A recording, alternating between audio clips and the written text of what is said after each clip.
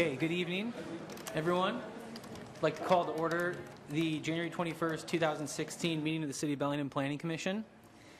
Thanks everyone for coming. We've got a few people in the audience, and this is our first meeting of the new year. So welcome back, planning commissioners, fellow planning commissioners. I'd like to ask everyone to silence electronic devices. If you've got a laptop open or a cell phone or anything, please put it on silent for us. Heather, would you please call the roll? Phyllis McKee. Here. Tom Grinstead. Here. Garrett O'Brien. Here. Ali Taishi. Here. Steve Crooks. Here. And Jeff Brown is absent. Thank you. So we have one set of minutes from last year, from November 19th to approve, and they've been distributed, and I'll ask any planning commissioners if you've reviewed them and if anybody has any comments. And if not, I'll just ask for a head nod for approval. So has everyone reviewed them? Okay, so minutes are approved from November 19th of last year.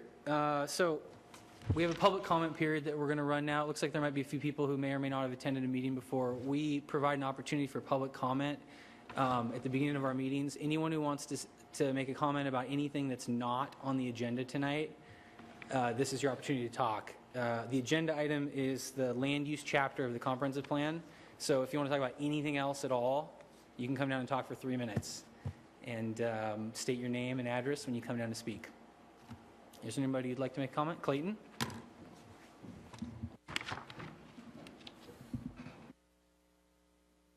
Hello, my name's Clayton Petrie. I live in the Birchwood neighborhood, and I wanted to comment about the, well, there's two neighborhoods that have been having some pretty serious problems, the Columbia neighborhood and mine, the Birchwood neighborhood.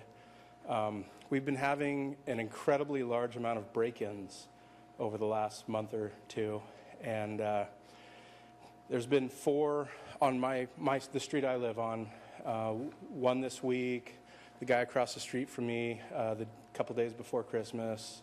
And, you know, the Bellingham Police Department has been fantastic. They've been telling us everything that's been going on, and I see extra patrols and all that. But I just wanted to say that it's on everybody's mind. I feel super uncomfortable leaving my house, you know, because these things are happening during the day. You know, I try and ride my bike to work, but, you know, I also borrow a car and kind of drive by the house during the day. And it's a big deal. We had this neighborhood meeting 2 nights ago about replanning our urban core. And, you know, I think a lot of people sort of really colored their comments or changed them to kind of talk more about how we can stop some of these problems in our neighborhood. You know, it's disturbing when there's one a day in your own neighborhood. And so, you know, I don't know how that plays into everything except for, you know, we've had some very serious problems in several of our neighborhoods, and I just, you know, when you guys are working on planning recommendations, please think about, you know, public safety as well. It's been ignored for quite some time in Bellingham, I think. That's my personal opinion. And I just wanted to make sure that anybody that saw, you know, the meeting video or heard the audio kind of was aware that we do have these problems in Bellingham and really have to think about it. So, thank you. Thank you, Clayton. Is there anyone else who'd like to make public comment? Okay, seeing no one, we'll close the public comment portion of the meeting. And I think that we're going to deal with election of officers at this stage. Yeah, nominations and elections. So it's a new year. We have to elect a chair and a vice chair. And I'll take nominations. Steve? Yeah, I would like to nominate again this year Mr. Taishi as chairman. I think he's done an outstanding job over the last year as our chairman. That is my nomination. Thank you. Yeah, I second that. Okay. I've been nominated again and seconded. So should we vote on that first? Should I ask if there's any other nominations? Are there any other nominations? Thank you, Greg. Okay, no other nominations, then I guess we can vote on that, and I'm going to abstain since I've been nominated. So, all in favor, say aye. Aye. All right. Okay, thank you. I will be chair again this year. And I think we should also nominate a vice chair, and I would like to nominate Garrett for the same reasons. I think Garrett's done a great job, and I appreciate you filling in when I've been absent. Second that. Okay. Any other nominations? All right, let's have a vote on that, too. All those in favor, say aye. Aye. Aye? Okay, excellent. Quick work of that. Yes. Now we can move forward with business, which is our work session, which is on the land use chapter of the comprehensive plan. And I think we're going to get a presentation to start from Greg, Lisa. After the just real quick, sorry, before you start. After the presentation, we'll take public comment on this topic. So if you want to comment on the specific topic after the staff presentation, we'll have a public comment section, and then we'll have a work session, which is an opportunity for all the planning commissioners to discuss the topic and ask questions of staff. So, thanks. Thanks, Lisa. Thanks. Good evening, Lisa Poole with the Planning Department. So tonight begins our review of our new, updated, refreshed comprehensive plan, and we're starting with the land use chapter tonight. It's been a long process with lots of input from the community and the boards and commissions, and we appreciate everyone's input so far. So tonight we're going to briefly go over the scope of the plan update, the schedule for the Planning Commission meetings, and then some key changes to the draft land use chapter that we'll hopefully get to dive into a little bit tonight. So just want to remind everyone that this is not an overhaul of the existing plan or the existing policy foundation for the plan. It does have a new format, so it will look quite a bit different than the existing chapter, but that was our charge for this plan update, was really to make it more concise and readable and usable. So we hope that we've been able to do that with this new plan. Once again, we've got the 5 focus areas that we worked with the public and the Planning Commission to develop. Those are housing choices and affordability, urban villages, health, sustainability, and innovation. And these 5 focus areas, the purpose of these is really to help focus our review as we go through the plan. It isn't a line-by-line, policy-by-policy review that we're going to be conducting. It's really, we're going to try to focus on these topics. And in the chapters, you'll notice that we've highlighted in red the areas that are key changes. And we're also going to try to be making the chapters consistent by looking at these topic areas. We've folded in new public input. We had a couple of open houses. We had several Planning Commission and City Council work sessions and public hearings. Over 100 letters have been submitted so far. We also have the legacies and strategic commitments that were adopted by Council in 2009, and so those were not included in the 2006 comp plan, and we're folding those in. Changes in state law, and I'll get to that in just a second, and then our new 20-year population and employment forecasts, which are under consideration right now by the county. So SEPA review, that is also part of this update. In 2006, that plan did include a full environmental impact statement, and as this update is just an update, it's not a complete overhaul, we're relying on that EIS, but we're also supplementing it with our own environmental checklist that is out for review right now. That's been out since January 7th, and comments will be taken until February 7th on those. And then we expect to issue a determination of non-significance, and there will be an additional comment period for that as well. All of this work supplements Whatcom County's final environmental impact statement that was issued in November, and that covers the urban growth areas as well as the population and employment forecasts, including all of the cities within the county. So this is just a tentative review schedule of the Planning Commission's work through the review of the plan. And so tonight we're doing land use, and then we expect to kind of roll out these chapters as we go through. And this is tentative, and if we do happen to change a topic through the process, we'll make sure to give everyone as much advance notice as possible. But we're hoping to wrap your recommendation up by late April so that we can get on to council and make our deadline for the state, which is the end of June. So the land use chapter, what are our state requirements? This is not an all-inclusive list, but we are required to have a future land use map, population densities, building intensities, and estimates of future population growth, review of our urban densities and UGAs, approaches that increase physical activity. That's a new one that we need to fold in, as well as airport compatibility policies. So you will see that the plan addresses those areas. Once again, I said that we're not modifying dramatically the existing policy foundation of our existing plan, and really it's based on focusing growth in our urban villages and transit corridors, as well as our existing city limits. It also focuses on living wage jobs by encouraging economic diversity, and by focusing growth in our existing areas, specifically the urban villages, we're also looking to protect the character of established single-family neighborhoods and encourage more walkability, bikeability, and transit-friendly design. So just some key changes, and you'll see that attachment A of your packet really enumerates in more detail those key changes by focus area.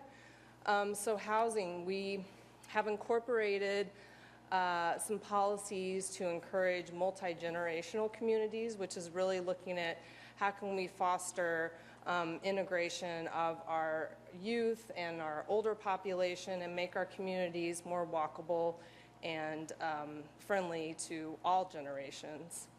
Student housing, we're looking at how to deal with off-campus housing impacts in our existing neighborhoods. Accessory dwelling units, the city is conducting an update to our accessory dwelling unit ordinance, and we are looking at possibly incorporated detached ADUs in certain single-family zones. Urban villages, we're really staying the course with those. We've got 7 urban villages right now, and we really think that we need to keep focusing on those areas to make them more effective. Some of them have been very successful, and others of them need a little help, and so we're looking at targeting incentives in certain areas that might need help, and then monitoring success. Health, that's a big area in the comp plan that we've added several policies related to that. There's a big connection between how we design our communities and the health of our population, and it's everything from sidewalks to parks to making sure that there's health services integrated throughout the community, and then food deserts. We also included a policy related to encouraging small-scale farms like neighborhood gardens or community gardens and access to healthy local food. Sustainability is another one of our focus areas, and the legacies and strategic commitments that I referenced really do encompass all of the sustainability all of the sustainability aspects, people, planet, profit. So we've really integrated those throughout our goals and policies. And then resilience to adverse events such as climate change and natural disasters. Innovation is the last of the 5 focus areas, and particular to this, we are looking at innovative means of transitioning hard-to-annex areas in UGA to the city, and this is mostly areas that already have existing development on them, and then increasing our future share of urban growth by working with the county and the other cities in the county on possibly something like a TDR program, transfer of development rights, and other strategies. So that's just some of the highlights of the key changes, and I'm going to sit down and then we'll talk about how we might start to go through this.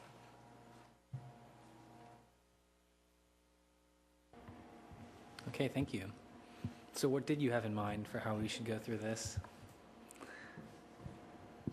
Well, we were really, we're here for you, and we were hoping that you will provide us with some direction, however it works best for you. If you want to, we were hoping obviously to focus on the changes, the major changes that are shown in the red text in the chapter, but we're open to discuss any topics related to land use that you would like to discuss.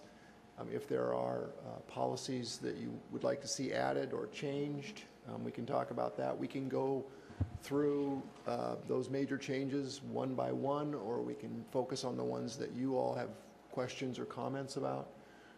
We really want to make this work for you, and we don't obviously have a whole lot of time.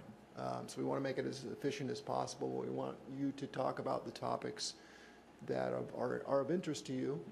And so if you see things that are missing, if you see policies that you would like to see wording changes, if you think there are things that are in there that should come out, I mean, let's talk about all of those issues. It's really up to you to decide how you want to wade through it. We're here for you. Okay. Well, I'm okay with that approach, kind of us presenting questions that we may have and engaging in discussion. I think if we're going to get into that, it's going to be the bulk of the meeting. And so I'd suggest that maybe we take the limited public comment that might occur before we do that. And that way we have the public's comments to also kind of discuss when we get into our discussion. So unless there's any opposition to that, I think we should have a public comment period right now. So we'll open that up, and anyone who'd like to speak, come on down, 3 minutes, and state your name and address, please. And there's a couple, actually 2 people on the list, Darcy and then, one second. And Rachel. And if Rachel doesn't want to speak, she's indicating she doesn't want to speak, that's okay. You don't have to. And if you haven't signed up and you decide you do want to speak, you can still come down. So take us away, Darcy. Hi, my name's Darcy Jones, 4164 Meridian Street, Suite 304. I'm with Jones Engineers. And I wanted to let you know that the County Planning Commission, similar to your Planning Commission, voted just last week, voted unanimously to move forward recommendations to the County Council, which includes the recommendation, a specific motion for the multi-jurisdictional resolution with regard to residential and employment population, and also specifically to add the South Kitech property and the South U Street property to the UGA. That's a recommendation brought from the County Planning Commission to their County Council just last week. And I wanted to emphasize that. And as Lisa mentioned, those population employment forecasts are under review by the county right now. And so with that, I would ask that as you go through the land use chapter and other chapters, you take consideration for the possibility that that issue could likely come back to you. So I went through the land use changes, the red line changes today, and I thought, well, we should rewrite these to reflect what the City Planning Commission's direction recommendations were. That's my feeling. That could come back. At the very least, have an alternative set to reflect the City Planning Commissioner's recommendations. Especially there's certain sections of the land use chapter, when you get to them, you'll recognize the difference between your recommendations and what's written in red in the new chapter. Second point I wanted to make, pursuant to your recommendation with the multi-jurisdictional resolution and the UGA status for South Kitech and South U Street, it would be necessary for the City of Bellingham to update their capital facilities plan. The county cannot accept, or, well, let's put it this way. There's been challenges at the Growth Management Hearings Board where a county took in or added more UGA for a particular city when that city did not have a capital facilities plan in place ahead of time, so to speak. So to make it work, we're going to have to also focus on the capital facilities plan, which I know you'll be looking at in a few weeks. About 30 seconds. I wanted to just make that very clear. And, talking to county staff, they've reminded me of that. And so I'm passing that on as well. Thank you very much. Thank you, Darcy.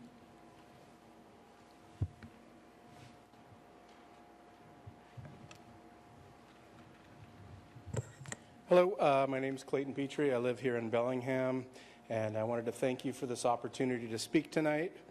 And I also wanted to talk to you about the Whatcom County Planning Commission vote. They unanimously voted to mirror your recommendation to very slightly expand the Bellingham UGA. I think they thought about a lot of the important things you guys discussed as well. You know, planning for more commuting into Bellingham isn't a good idea. And, you know, to kind of pretend that housing choice doesn't matter is a huge recipe for disaster. You know, I agree with both you and the County Planning Commission on that. We currently have a special affordable housing emergency in Bellingham, and we're asking the state to declare a homeless housing emergency now as well. If you care about those issues, take a look at the Washington State Department of Commerce 2015 Housing Needs Assessment. I sent it to you. Whatcom County, and especially Bellingham, are at the bottom of the barrel when it comes to these issues. We're doing something wrong. Whatcom County is dead last in the state for both measures of fair market rental affordability. It's not because we're a college town, you know, it's we're dead last in rental housing affordability for both families and single people. It's everybody. It's not just a isolated issue. We trail the state by 20 percentage points for owner-occupied housing. Only one county is doing worse than us. You know, I think that's a huge deal. That's an abysmal track record, and it's not your fault, but it's kind of your problem now. You know, it's something you need to work on. Whatcom County's rental vacancy rate is dangerously low. Bellingham's even lower. HUD considers less than 5% to be an unhealthy rental market. Whatcom County is at less than 2%. Your land capacity analysis assumes a much more healthy vacancy rate. You have thousands of units that need to be built just to repair the vacancy rate to where we think it should be in our LCA. You know, Bellingham in its first third of growth management captured about 2/3 of all growth in Whatcom County. We did really well. In the last 5, we've only captured about 30% of what we were supposed to capture. Just a very small proportion of the growth that happens in Whatcom County. 30 seconds, Clayton.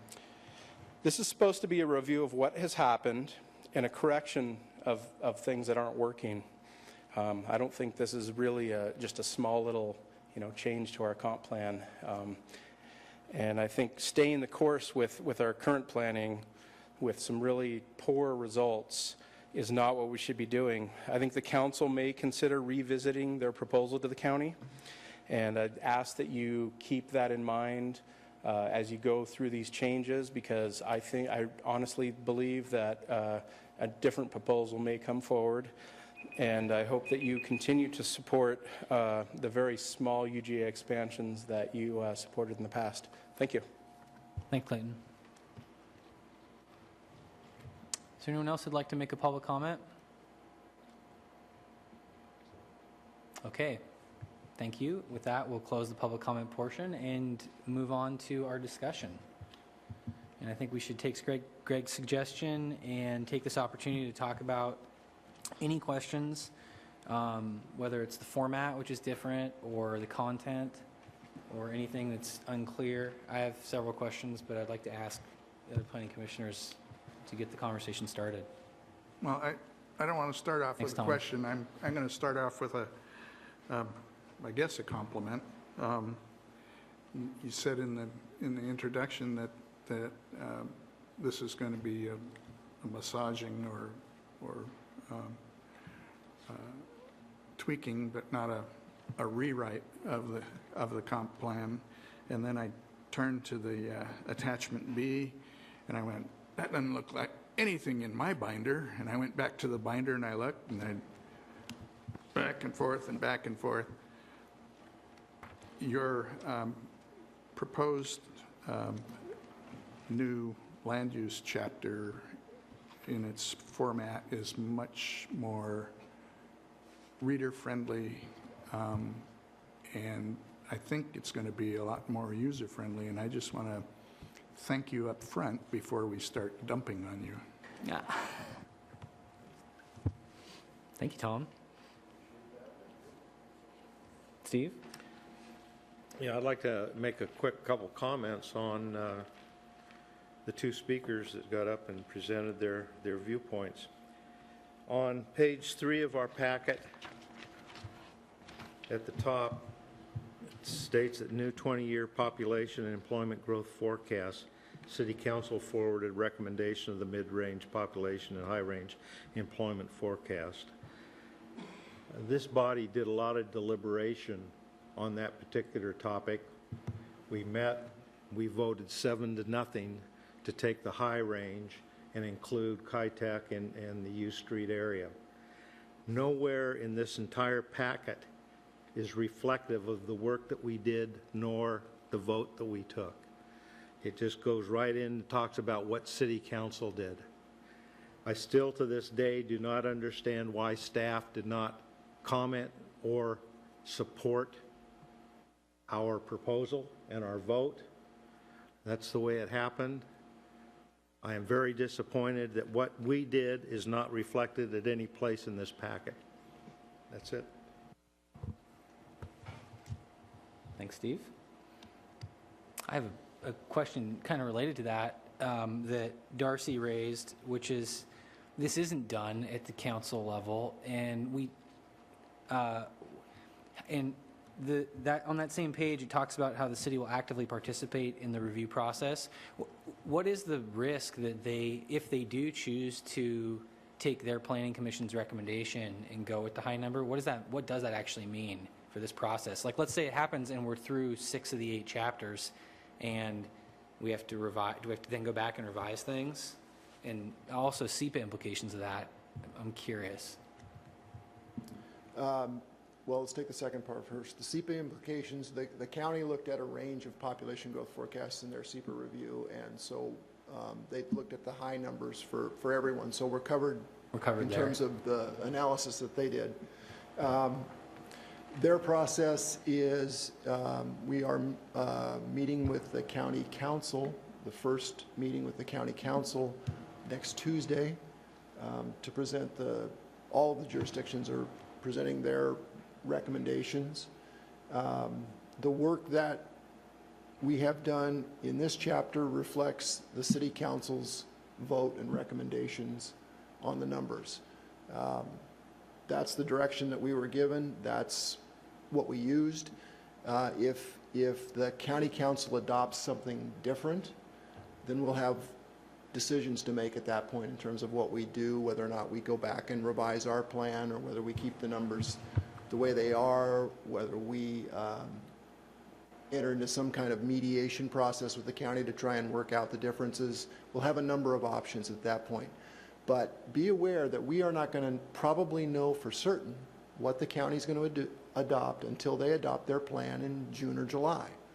So we had to make some assumptions about what this analysis would include, and what we included was the City Council's recommendations. And Steve, I was here for all of the meetings, all 4 of them, and all 3 at the City Council. There was vigorous debate. There was good points made on both sides. It was a difficult issue. The City Council made a decision, and that's what is reflected in this chapter. And until someone tells us something different, that's what we've been directed to do. So we didn't mean to disparage the work that you all did. We represented that at the City Council. We told them what you decided or what you recommended and why, and they came to a different conclusion. And that's what we are following at this point. So, Thanks, Greg. Sure. So in the event that they did just change, not even the numbers, but like our UGA boundaries, we would just have to make, a lot of this wouldn't change at all, in my opinion. A lot of the policy information, but like the UGA section, we'd have to come back and edit and just kind of go back through that. I'm just thinking more practically than anything, the implications of that, what would mean for us as a body. Yeah, the implication, I mean, if they select the high number, that's 7,000 more people than what the medium number was. So we'll have to go back and look at what that would mean in terms of our plan. But it's not, it doesn't mean that we'd have to throw everything out and start over, I guess is what I'm trying to say. It would be 7,000 more people. The boundaries would expand by those 2 areas, and we would have to come up with a capital plan, or the county would, for a capital plan to serve those areas, and then the money to provide the infrastructure to serve the areas. So, like I said, we're just starting the county council process, so we have no idea where they are or where they will end up. We will keep you posted. It should be an interesting discussion. All right, thanks. Jeff, welcome. Oh, by the way, before you start, while you were gone, we elected you the chair. Oh, gee, thanks. Yes, well, I could talk a bit about traffic issues. It took me almost 4 hours to get here from Renton. Oh, boy. So I guess I may have missed some of this. I don't know that I did, but what exactly do we want to accomplish tonight in terms of, you know, we're doing a broad brush review, and if there are detailed comments, what is the best mechanism to deal with that? Because partly because of figuring out the plan for tonight, but also I won't be here next meeting. Okay. And so I don't know if it works that, say, if we want, we can get a Word copy of this and annotate it or put comments on it, or? So at the beginning, you might have come in right after Lisa put up a schedule. Yeah, I saw the schedule. Okay, so next meeting, we will still be talking about this topic. Right. And the expectation is not that we're going to vote or anything at these work sessions, right? We're just going to review these chapters, and then at the end, if there's any changes that we recommend, maybe they get incorporated into a final document. Yes. So so if you're not here, I guess I will get a Word copy. Yeah, if you got comments, and we would have a chance to review those for the next meeting. Exactly. Yes. And I think tonight, I mean, I don't think the expectation tonight for all of us is just my opinion for how this should go, but it shouldn't be to get every single, you know, detail or language for maybe a policy that you want to include or edit out on the table, unless you have it already pre-drafted, but more to get maybe some of the bigger picture questions we have about this. And I have some questions about the format and also some content. So maybe start with that.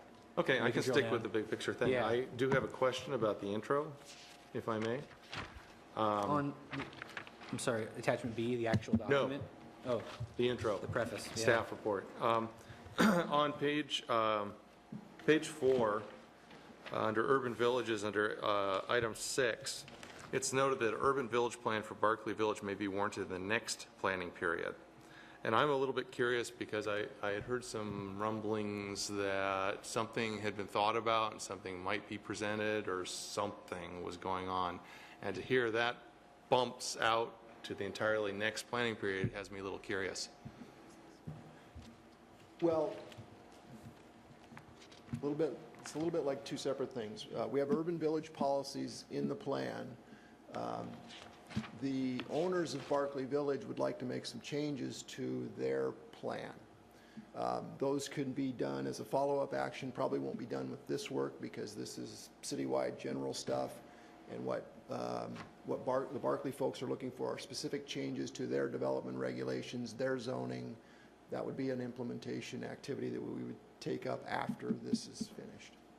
Okay, I was curious about whether there's enabling language that can go into the main body of the comp plan that supports further development of areas that could be considered urban villages but aren't, or whatever, or whether it would actually have to be coming back and doing a comp plan amendment to accommodate that, because I realize the difference between their development. I'm just thinking we can anticipate something, and if we support that, we can include something in here to the effect that it's a supported activity or supported concept.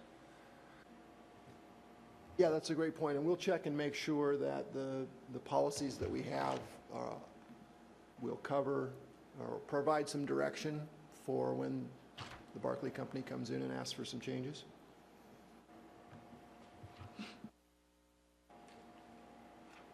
There is one in here, sorry, because I made a note about that question too.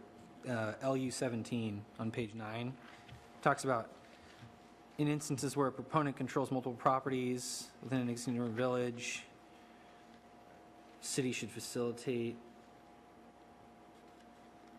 Let's see. I don't want to read the whole thing. I shouldn't be reciting the whole thing, but in essence, it's talking about facilitating common-owned development. But I kind of read that too and actually thought, I wonder why we're not like saying something more specific. Maybe we don't want to take up a whole policy on it. I know there's a little bit of discussion earlier, but it seems, I kind of agree, I guess. It seems like we should make sure we have something that talks about that. So it's real clear. Because I think we don't want to get them behind those other 4 that we're considering as possible locations. It should be a real clear distinction, in my opinion. Well, I guess where I was coming at, and I don't know what their plans are, I haven't talked to them, I'm not in at that level, but my thought was, it's been discussed before that there should be a priority on building out or really giving the existing ones a good solid go before additional ones are added. And so the question for me is, well, does that mean Barclay Village is in the first group or in the second group? And that could matter. So I just wanted to be clear about that. Agreed. We consider it right now an urban village, but it doesn't have an urban village plan like the other 6 do, if that makes sense. So LU 17 is specifically geared at Barclay. Okay.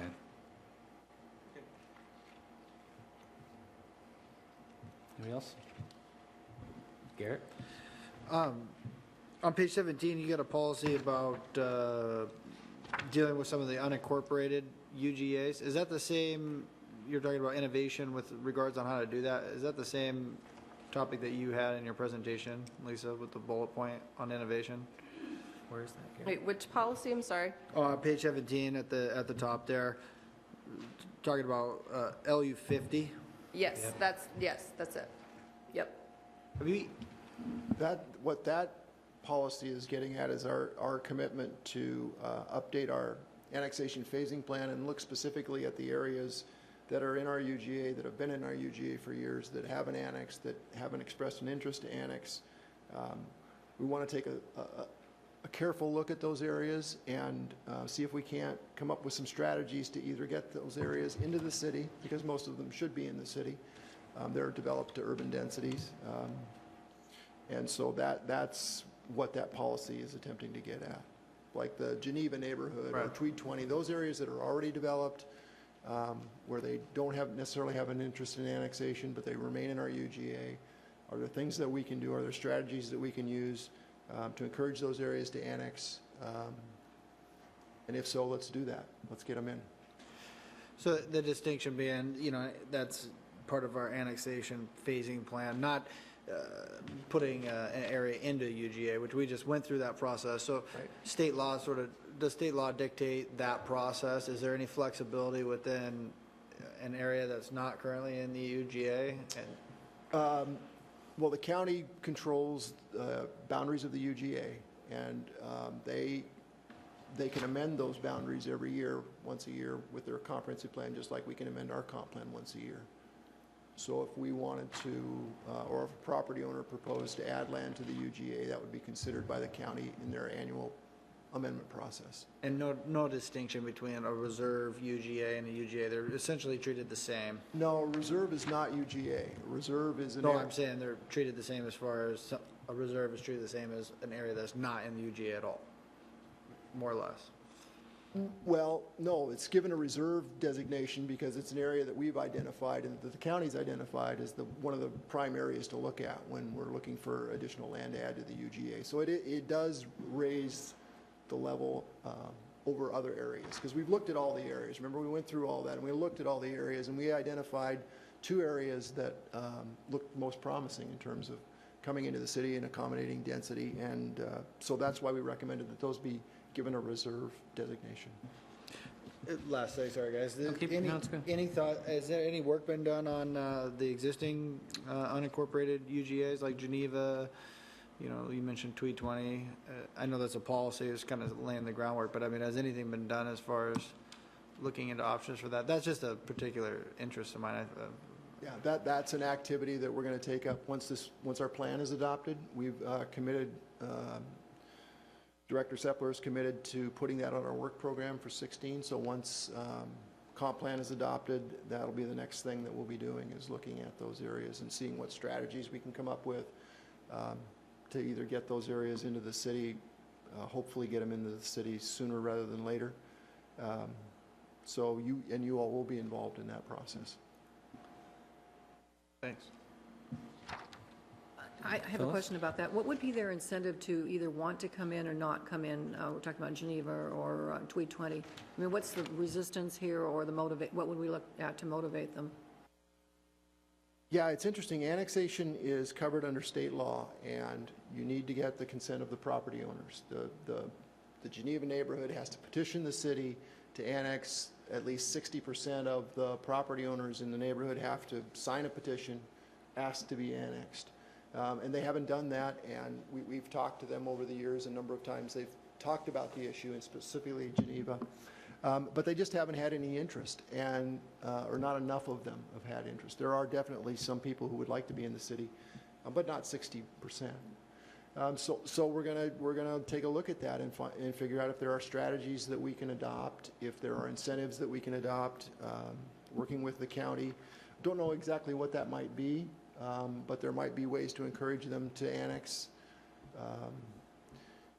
It's interesting because when we've talked to them, specifically with Geneva, and I was involved with discussions with Geneva a few years ago, and I live in that neighborhood, so I know we actually did an analysis for the property owners and showed them what the changes would be and what it would mean in terms of their tax bill and so forth. And it's interesting. I don't know necessarily what the resistance is, because generally when people annex, their tax bills actually go down when they come into the city. But it's change, and people are reluctant to change things. It's a great neighborhood. Everything's working pretty well. You know, why do it? So those are tough areas to crack, and we're not the only city that has areas like that, and they're struggling with what to do about these areas that developed years ago with our services. So they're like I said, the neighborhoods are doing fine, but they really should be in the city because they're developed urban densities, and they really should. They look like the city. They act like the city. They should have access to urban levels of police and fire protection. You know, rural fire districts were never designed to serve urban areas. They've had to do that over the years because we've wound up with some of them. But urban services should be provided by cities.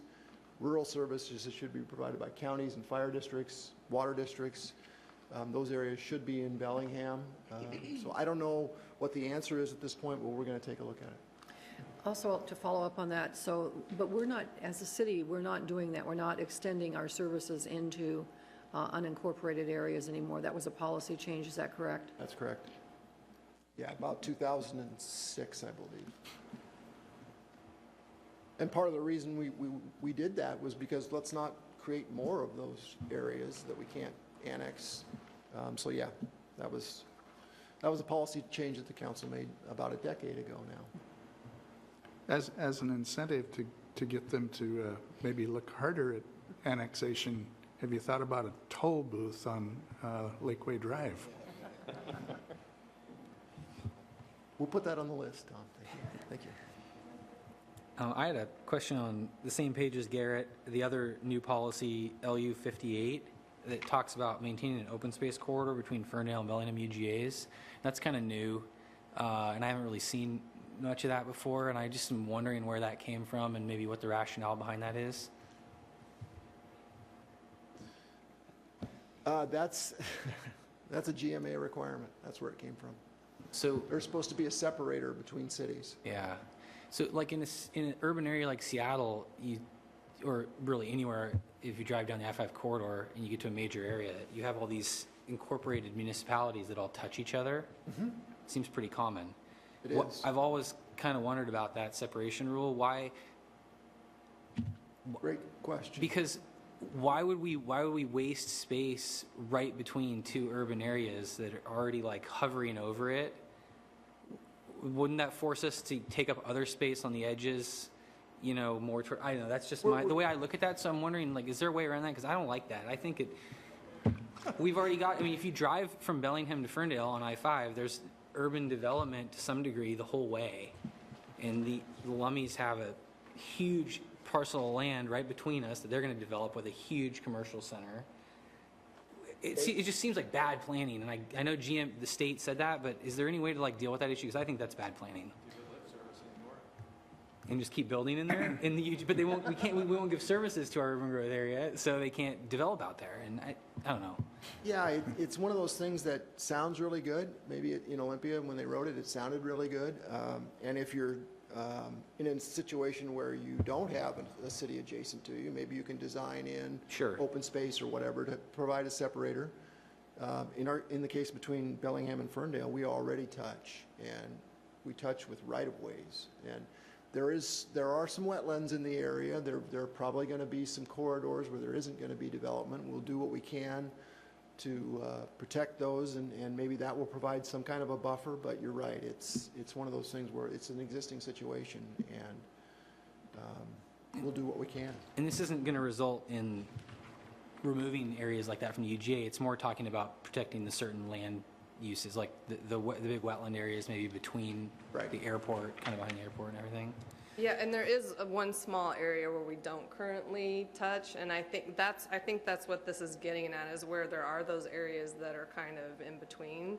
And so we're relying on the ProPlan's open space map, because it designates some corridors Through there. that between that kind of work perfectly for this. And we have talked with Ferndale about doing this, and so we're both on board with it. Okay. And the county has really encouraged us to meet this GMA requirement. So we feel like we need to do it. Okay, and I'm not opposed to maintaining the open space corridors in that area. I just, the concept kind of is odd to me. Could you give the site for that GMA reference on LU 58? Yes, we will. Okay, thank you. Jeff? So, I apologize in advance for prodding, kicking, whipping this dead horse, but if you want to go back a few pages to LU 10, which is on page 6,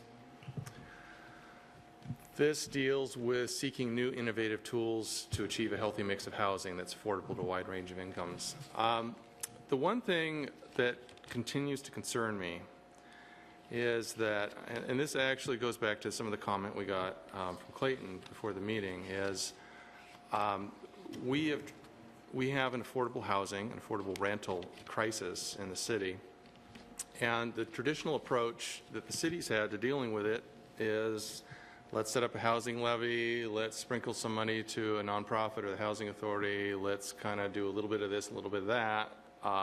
It hasn't really worked.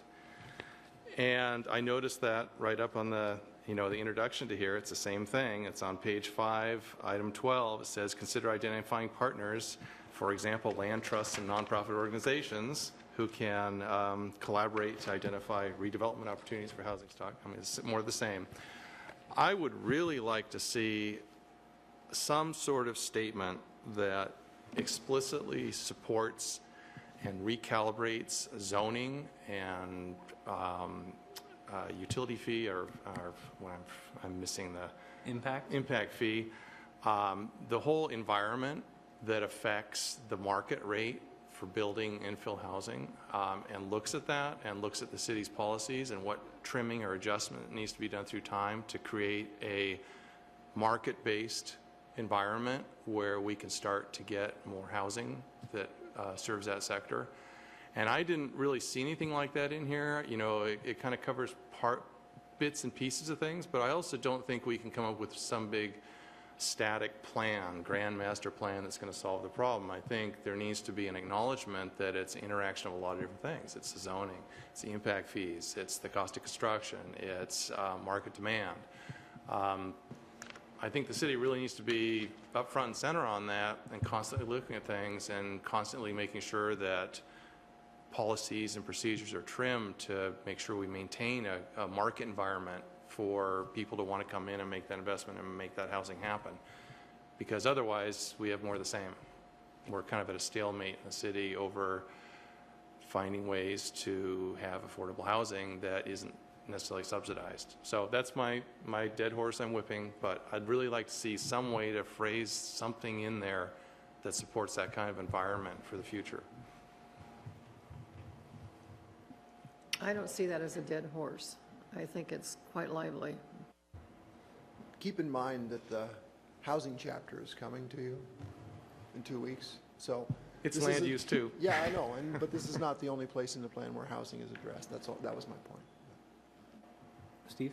Since we're on page 6, call your attention to LU 9.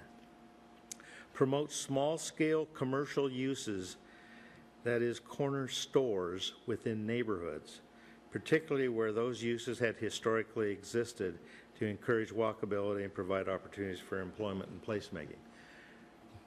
Where in the world did this thing come from? I mean, start putting corner stores, what, in the lettered streets? Anybody that knows anything about retail knows that that never work. There's no way. Where did it come from? It didn't come from this commission, nor did it come from anybody that made public comments.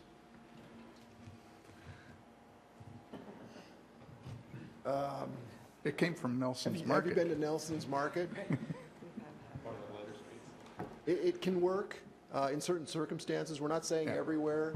We're not saying we're going to run out and build stores in neighborhoods, but it's something that we would like to see happen eventually when the market is there to support it.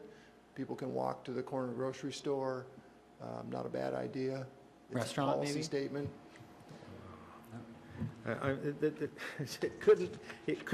Nobody could make it go, couldn't comply to ADA, there's no parking, there's no way that you could modify a house in a neighborhood to be a store and have also living components in that same particular building. I mean, why don't we start putting hitching posts back in the streets? I mean, it's ludicrous when you've been involved in retail and you know what it takes to make it, and especially in retail sales, living wages to make people operate one of these things. It just doesn't make any sense to me. Garrett? How would that work when you're looking at zoning? You know, would that be a conditional use? When you're saying promoting, could so be. what mechanism to do It could that be. then? Okay. Could be A conditional in a use. residential zone. We could use neighborhood commercial zoning. Not sure how it would work at this point, but We talked about, during the subdivision ordinance, one of the discussions, we talked about the possibility of some, like, limited allowances, I think, through that for mixed type uses or something similar. I don't know. Well, I mean, that's defined as, commercial use, corner store, that was an example given. But I mean, you do see these, as neighborhoods densify, you see, establishments like Elizabeth Station, so certainly that place doesn't survive just based on, parking availability. It survives. A lot of people walk and bike there. So density supports those kinds of businesses. Not to say that you're forcing it, just saying that if somebody comes to you with an idea, then you would hold a neighborhood meeting and start to look into the options. That's why I was curious about the mechanism behind it. I mean, would it be, how would we see that happening? well, if it were a conditional use, if it were a conditional use, it would go through a hearing examiner process. If it were a zoning change, it would come to you folks and then to the city council. So it's not something that could happen without some process, some change to our code perhaps. This just is the policy basis for, if something like that were to happen, we could point to this and say, yeah, is it a good idea in this location? Sounds like more of a conditional use Yeah, and- application, because traditionally there's been inertia to see spot zoning, I guess, for. Yeah, and through the conditional use process, of course, you can have criteria so that you can make sure that it doesn't light up the neighborhood and doesn't stay open 24 hours, and whatever criteria are appropriate to make sure these things fit in well and don't become a problem. Jeff? The one thing, I guess, to consider on that particular piece, I actually support it because I think for the reasons that have been talked about, but also the development pattern is almost always on arterials. Nelson's Market is a glaring exception. But most of these small stores, and the way the zoning maps got lined out is typically neighborhood boundaries go from arterial to arterial. So, for example, you'll have Cornwall as you go up the street. It's, you have single family, that you're dealing with in some sections, but then right on the arterial at the edge of a single-family neighborhood, you might have some property that's zoned single-family but would be highly appropriate for something. And again, if you're going through conditional use and everything else, I don't really see that that's a problem. I know there's a lot of areas in the city where people have tried to look at doing things, and there's this old grandfathered-in zoning that's non-conforming, but it's a single-family neighborhood, and it's prime locations to put something in that's a small shop, you know, even a lawnmower repair shop or a store or whatever. And I think this could provide a mechanism to go through a conditional use process to come up with an appropriate use if it is warranted. So I just would point out that some of this is arterials that we're talking about, and I think when you think about an arterial, it's not such an outlandish idea. I have a question about related to TDRs. There's a lot of language in here that was retained related to the TDR program and using the TDR program as an incentive. And correct me if I'm wrong, but it hasn't been well used or very successful over the past planning period. Is it fair to say that? It is fair to say that. I know that there's not like an established program that's really active and used, and I just wonder if we are hanging on to this for some specific reason, knowing that it hasn't really been successful. And that's actually a question. But before you answer it, you know, I actually wonder if it might be a detriment, because in neighborhoods like King Mountain, where we have varied zoning density on properties, we have a minimum and a maximum, and you effectively have to go out and purchase development rights. I'd be curious if people are doing that. And maybe at the next meeting, you guys, Chris, could maybe look at what's gone on with all the development that's occurred out there and whether or not people are developing to the maximum or the minimum. And I might suggest that if they're developing to the minimum, that maybe the TDR program in those areas, or PDR program as we call it, is actually discouraging people from developing at a higher density. And that's a bad thing.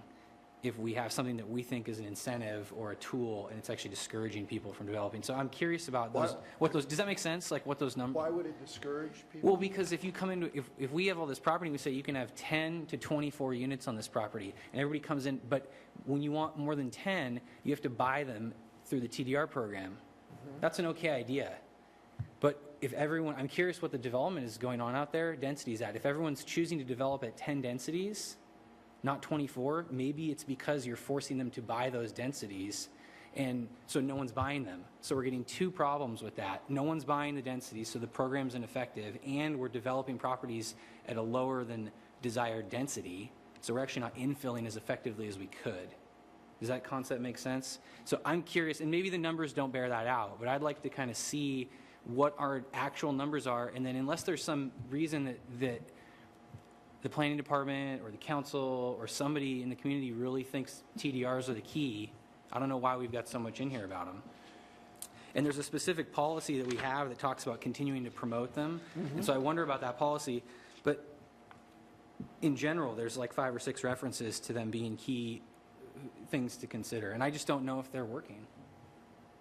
Jeff? Maybe that's, I mean, as far as I was talking about doing continuous monitoring and improvement and recalibrating things, the TDR value perhaps is one of those things the city could look at over time to make sure that it's getting the density it wants out of projects, because the TDR value is set at the right amount. Yeah. And it's not something you just set and forget and walk away from and then it doesn't happen.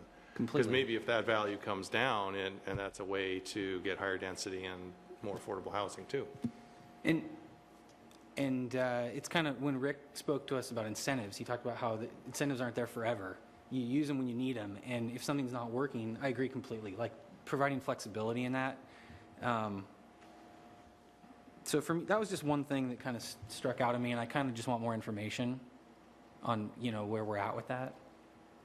Garrett? Okay, and just so you know, the county is very interested in TDR program. I don't understand, because their program's completely ineffective too. I've tried to use it in my professional life, and I don't know hardly anybody who uses it. It's like, you know, why are they so, I guess I'm wondering why everyone's so hung up on it if it's not working. So I'd like someone to tell me why it's working.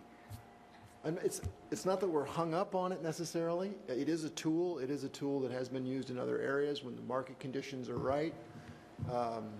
This is a 20-year plan. Should we take it out because it's not working now? Or should it be in the list of the kinds of tools that can help transfer density from areas where we don't want it to areas where we do want it?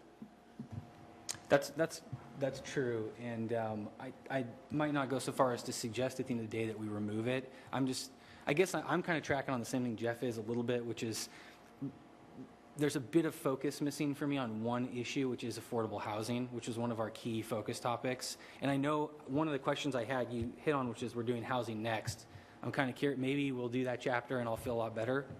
But there's another, just to harp on this, there's another policy in here, LU 45, that talks about the factors that should be considered when determining the size and location of Bellingham's UGA. And varied and affordable housing needs is the second to last bullet, and TDRs is listed above that. And in my mind, there's no way that TDRs are more important in our considerations than varied and affordable housing needs. It should be near the top of the list. And so for me, it's not about taking it out. It's about thinking critically about maybe recalibrating our priorities with some of these things, like Jeff said. Garrett? Greg, I don't have experience purchasing or working with TDRs. Can you give us just kind of a historical background on the program, just an overview of how it works? And obviously I understand the intention of it, but. Yeah, it started, for the city, it started in the Lake Whatcom watershed as a way to get density development rights out of the watershed. And so once that was decided as getting density out of the watershed was a priority for the city council, TDRs was seen as a way to possibly do that, so that if a property owner owned property in the watershed or in someplace else, they could transfer the density from the watershed property to the somewhere else, or a person who owned property outside the watershed could buy development rights from someone in the watershed. That was the theory. We also have a purchase of development rights program, which simply allows someone to buy additional density if you're in a receiving zone. So we have certain areas of the city that are designated as receiving zones, like King Mountain, where you can increase your density. You can do it by either buying development rights, or you can buy additional units through the purchase of development rights program, come in, write the city a check, buy additional density. The money that is collected is put into the watershed acquisition fund. So the money is used to buy property, and by the city to buy property and development rights in the watershed. That's how it started. In the county, it's all about ag lands and trying to transfer density from the ag lands in the rural areas into the cities. So that's how it all sort of started. The market conditions have to be right for that to work. Land values in the Lake Whatcom watershed are very different than land values in the city of Bellingham in a neighborhood or in King Mountain. So until the economics work, until the amount that someone has to pay and the density that they get balances, it's not going to work. And those are market forces that are going to be difficult to overcome in this area for some time. But how do you set say if I want to go in and I want to write a check for one unit, how do you set the value of that to reflect your policy goals as well as the market reality? I would think that you go to the council regularly and say, okay, well, it's going to need to be $20,000 in order to get somebody to run with it. But maybe it's been $50,000 for the past 10 years, and so nobody touches it. So how do you deal with that, or what is actually the value? I think it's $5,000, and we had an economist help us figure out what the appropriate number was, and I think it's $5,000. And I may be wrong. Maybe people are developing and using those PDRs. No, they're not. They're not. They're not, and you know, we could spend a whole meeting on this topic if you'd like to. No. Yeah, they're not using it. If I'm in King Mountain and my density is 10 to 24. And I can build 10 units per acre and not worry about anything else, and that's where the market is, 5, 6, 7 units per acre, that's where the market is. Why would I? go and buy some additional density if that's not what I want to build. And so that's part of the reason why we haven't seen it used. One of the theories is that, well, if you really want to see it used, you lower the base density down to something that doesn't work for people and force them to buy additional density. But that's not a great idea either, especially when you're trying to encourage density in the area. Do you downzone those areas to 2 units per acre and force someone to buy additional density? Or what if they build it 2 units per acre? Then you've chewed up a whole bunch of land with not very many housing units. So it's a tough one, and it will take some time, and I don't know what the answer is, but I don't think we should abandon the idea. That was a good discussion. And yeah, it's something I'd like to talk about, but I'm not advocating for abandoning it. I just, if we have a goal that's important to us, we want to make sure we're constantly monitoring if we're being successful achieving that goal. So it's one thing that I think about in relation to that. Anybody else? Garrett, Jeff? One final thought, it's actually more likely to be used in our urban villages where you get a fairly significant density bonus. When you're building multifamily housing, it may be more likely to be used than in some place like King Mountain where it's going to be mostly single family. But in our urban villages where we have adopted plans, and not all of them, but most of them have a density bonus built in, a square footage bonus for people to get more development if they buy TDRs, or if they purchase development rights or they transfer them. It's probably more likely to get used in one of those areas than it would be in some place like King Mountain. What, when we're looking at, on page 6, LU 10, we talk about density bonuses, cluster subdivisions. I know we're going through a subdivision, ordinance update. What about including, regional stormwater facilities or mitigation banking options in the land use chapter? Do we have policies pertaining to that? As promoting those as being effective ways to unburden development and provide options for people property owners to develop?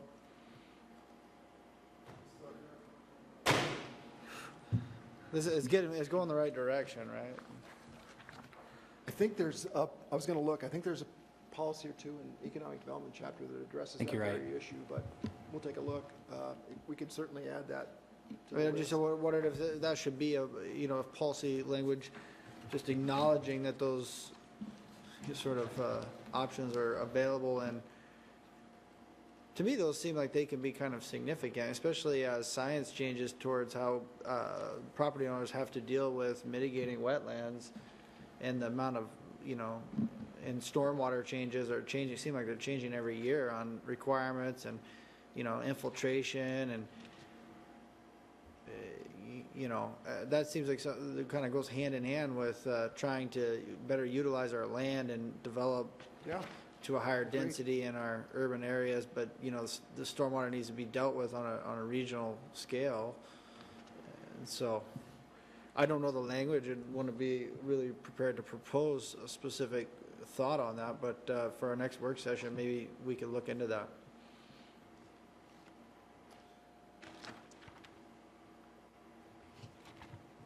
Jeff?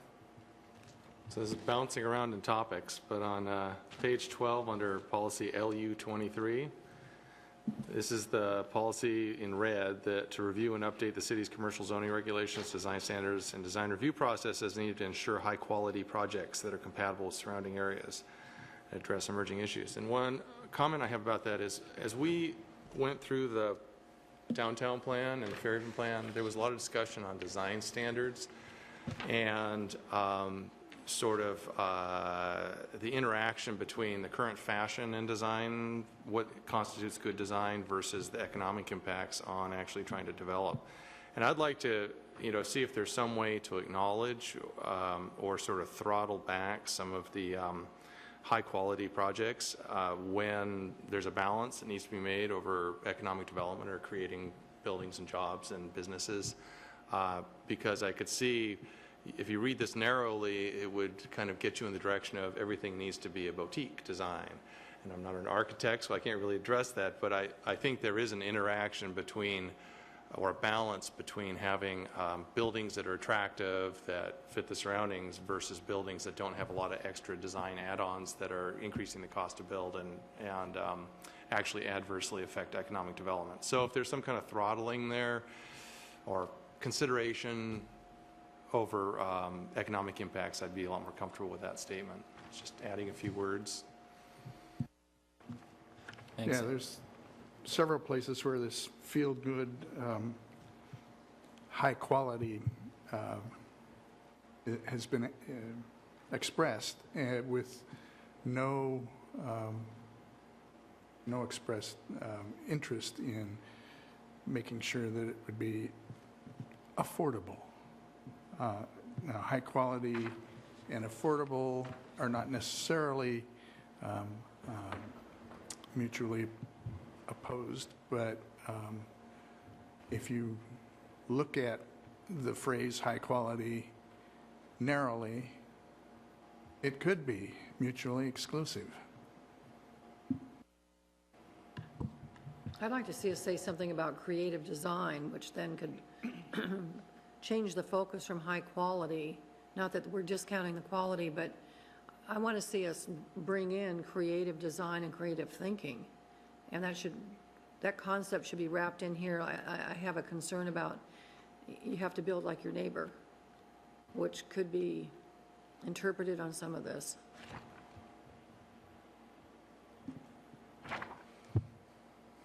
And I would just recommend also I'm taking notes on some things and thinking about things, and I know we do have another meeting to talk about this. So if you, like Jeff in particular, on a couple items where you've thought about some policy language, I think we should, be making some recommendations to staff. I know you guys are listening, but I don't think we can expect them to draft all the language for us. So just something for all of us to be aware of that we should follow up with staff on.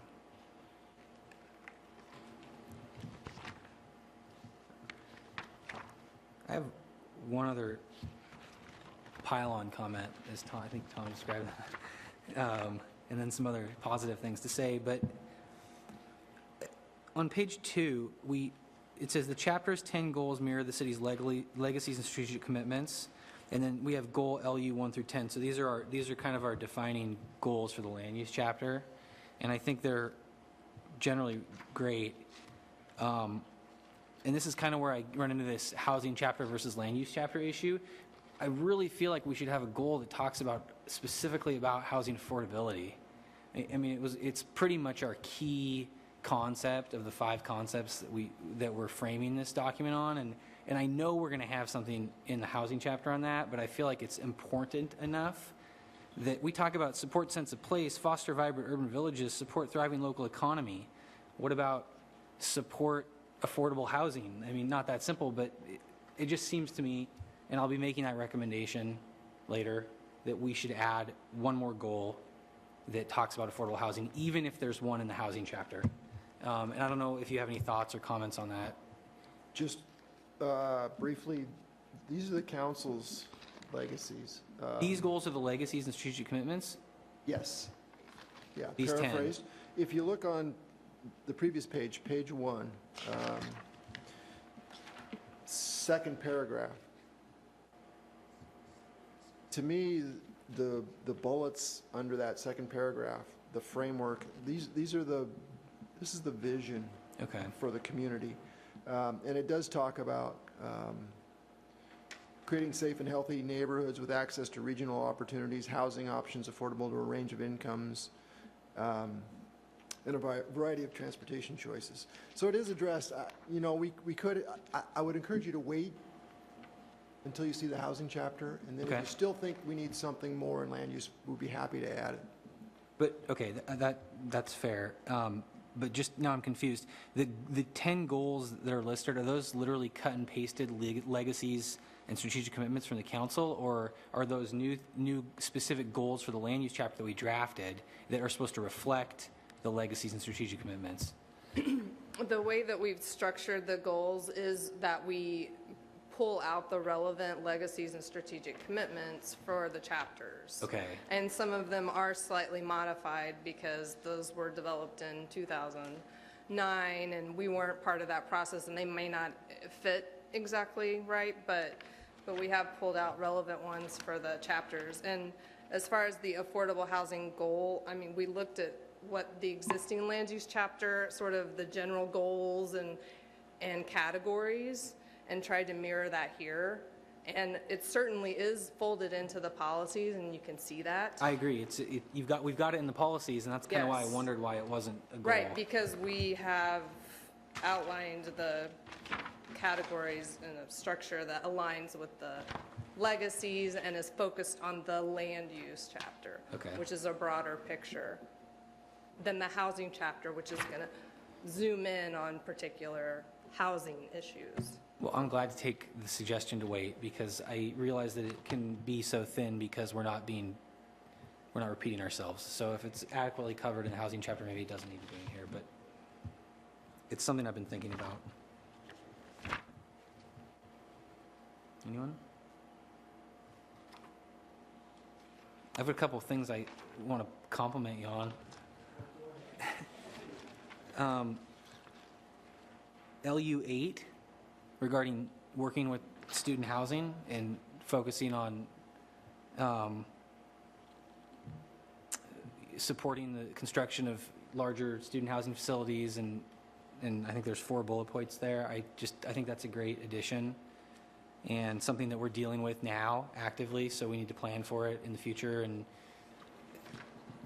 I think if we plan more, I mean, they represent, I think later on it says there's 18,000 or 20,000 students.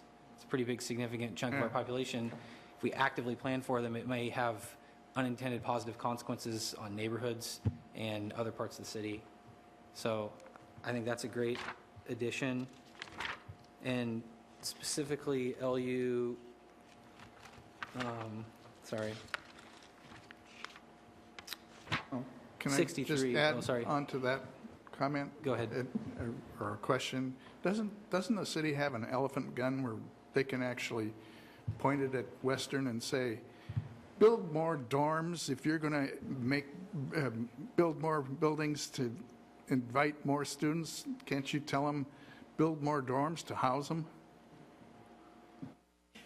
No, we can't. Why not? I mean, they're pushing, they are pushing the rental market to extreme. No doubt. There's no doubt about that. There are a couple of very large housing projects designed for students under construction. 2 things. One, Western has this, in terms of acreage, Western has the smallest campus of any 4-year school in the state. Their land supply is constrained, and they have made a policy decision to use what's left for academic purposes, good or bad. That's what they've decided. We just had a pre-application meeting with Western, I believe earlier this week, where they are proposing to build a new dorm on campus. So Is it going to be 20 stories? I don't believe so, but so maybe we won't need the elephant gun after all. So that's a very encouraging sign. It's the first residential housing new dorm that will be built in a very long time. They did add on to Buchanan Towers, but this would be a significant addition. And so that's a good thing. But they are very constrained in terms of the area of their campus. And if you can just imagine how much excitement there would be in the community if they wanted to expand the boundaries of the campus into South Hill or Happy Valley or the Seahome neighborhood. I had a couple comments on that. 20-some years ago, there was one of the earlier Western plans included going down a number of blocks down into Happy Valley along 21st Street, and they made a conscious decision to pull back and not continue to acquire land in that area, with the natural effect that other people then acquired land in that area and built those apartments along College Parkway. I think they want to focus, I'm speaking in general terms here, but I think when you talk about dorms, they're focusing on providing an entryway for students, for freshmen and sophomore students, with the assumption that it is actually good for students to move off campus and to move into environments where they can mature and get used to dealing with life a little bit in a different environment. So it's not just build more dorms and build more dorms. I think there is certainly a role for private apartments. But the magic words, high quality, just showed up again in that first bullet. And the one thing I would mention is that it's my perception, which, correct me if I'm wrong, that the developments that have been coming in have been targeting towards upper income students, you know, with a lot of amenities and a lot of value there for your poor Mercer Island students that are away from home and need their pool table down the hall or something. I'm being facetious here, but my concern is also that there are a number of not so wealthy students that require student housing, and there should be some consideration as to, if that is private sector housing, that the city's design standards and standards for the kind of apartment buildings that are built are not so high quality that we're building a whole bunch of $1,200 a month apartments, but not so many, say, $700 a month. So it's a policy issue, because I know there are a lot of students that require housing, and if that housing isn't provided as a matter of policy as part of student housing, then off they go towards the neighborhoods and off towards everybody else's apartments on the other end of town. So that high quality can be a loaded term depending on how you read it.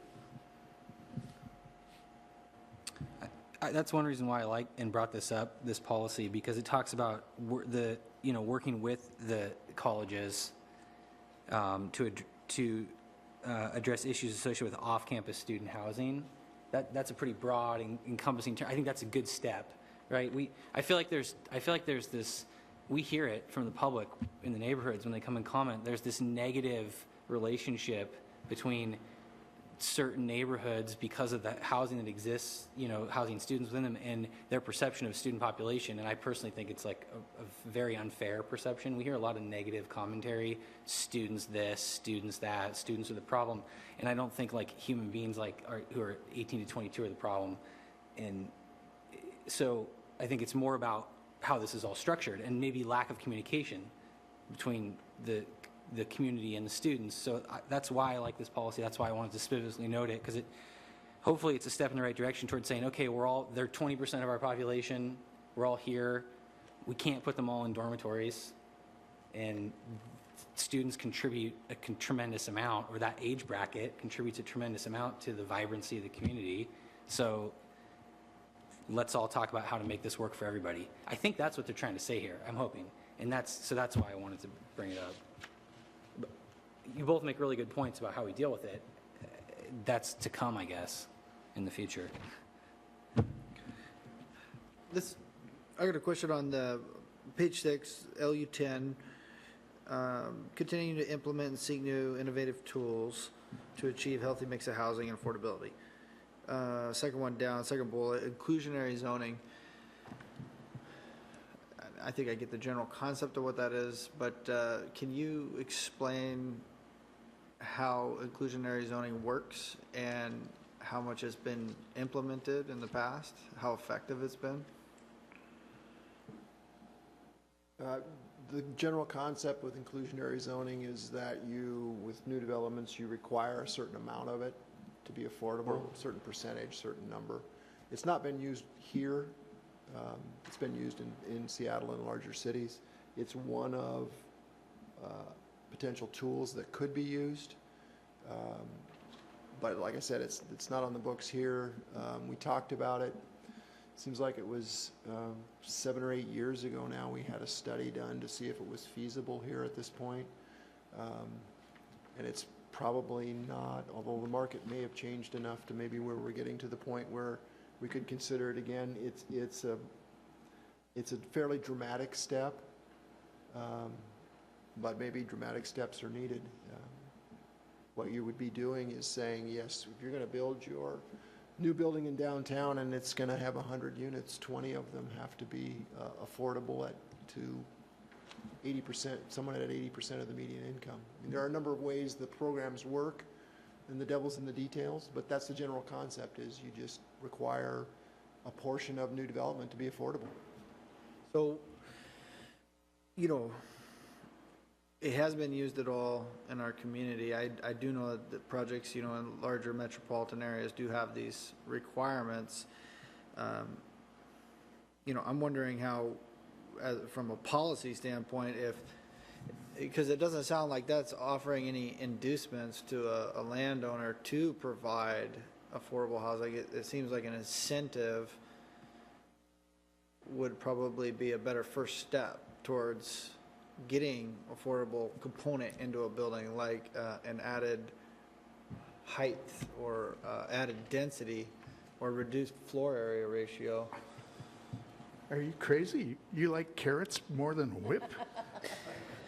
I would like to hear some discussion just from the commission, just thoughts on that, because this just seems like it's a policy that's a carryover from the last period, and it's hasn't been effective. Well, somebody provided some numbers at some point. I remember, and I don't know if it was in multifamily or if it was single family, but it was, you know, essentially what you're doing is to knock $40,000 off half the units in price, you're going to raise the other ones the same amount. And so you're actually, again, in a market term, you're creating less affordable units for the ones that aren't flagged affordable. Right.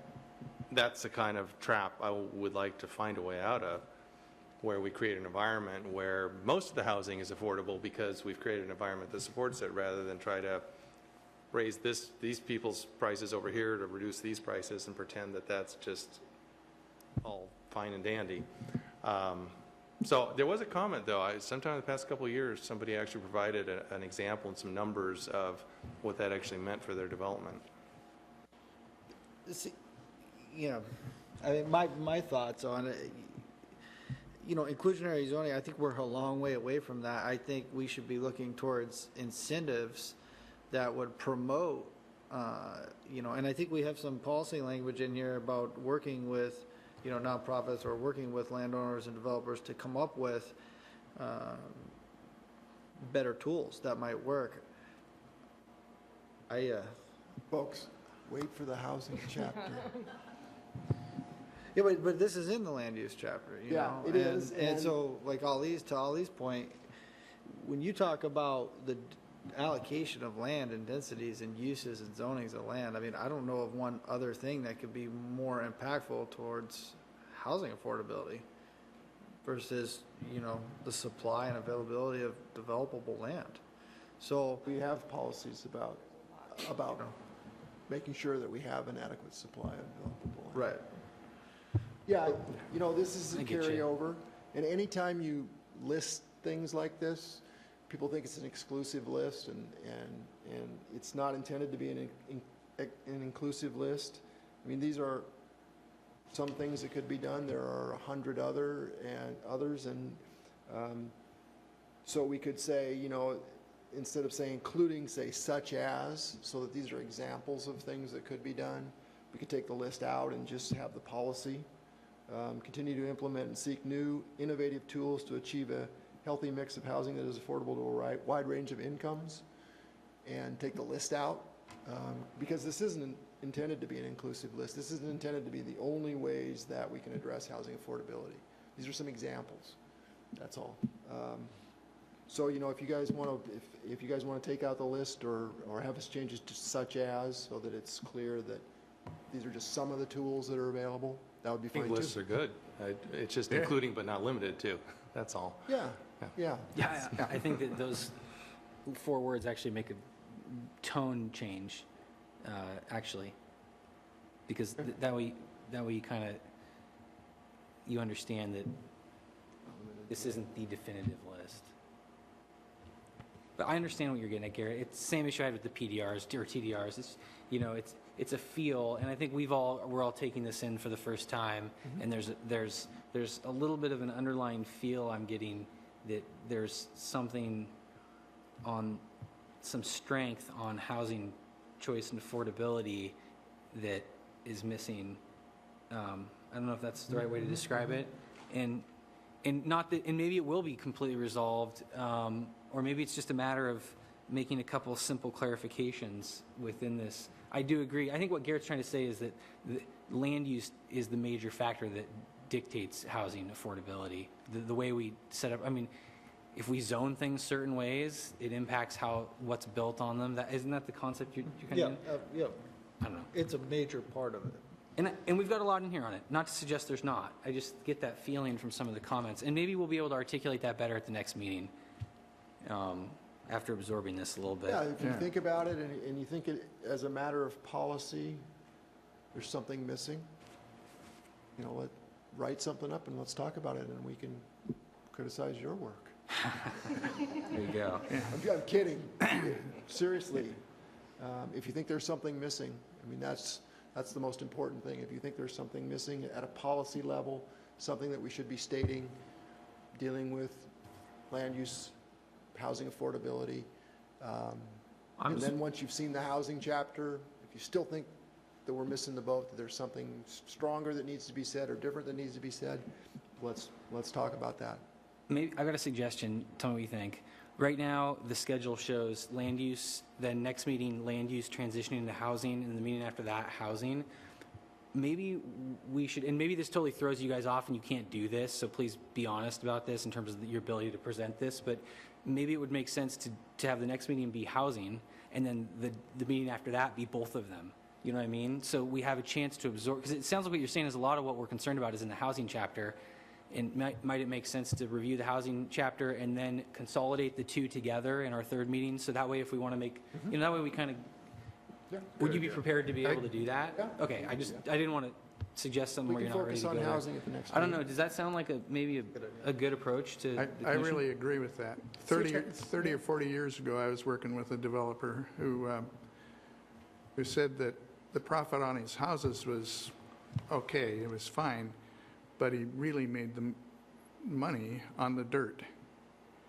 And at that time, the dirt, the ground was probably 15 or 20% of the cost of the house. And now, I talk to people who are 35 or 40% of the cost of the house is in the land. So there's a real dichotomy. You get much less house if you have to pay a whole lot for the land. That's a really good point. I've got another one. You got another one? Yeah, so we'll make that adjustment to the schedule.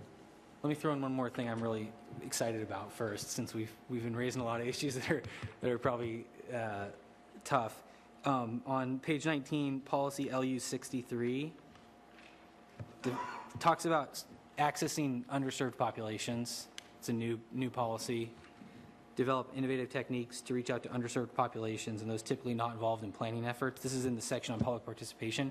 I think that's huge. I think it might be one of the most important policies you've added. We don't think about this a lot. We hear from a lot of the same people, and they're from the same demographic and the same socioeconomic class. And we don't hear a lot from students who represent a huge section of our population. We don't hear a lot from the elderly people. We have old people come in, but you know what I mean, like that representing the needs of elderly people.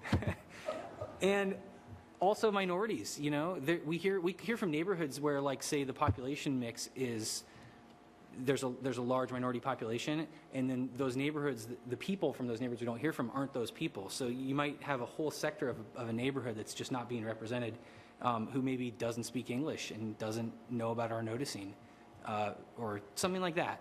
So I really think that's critically important, and hopefully we can develop innovative techniques to reach out to those groups, because then we're going to get a broader perspective, which we don't always get up here. So anyway, that was another thing that I put a star next to. Jeff? Okay, I think this is one of my last things, but on page 13, policy LU 27 is new, and that's the social equity on siting.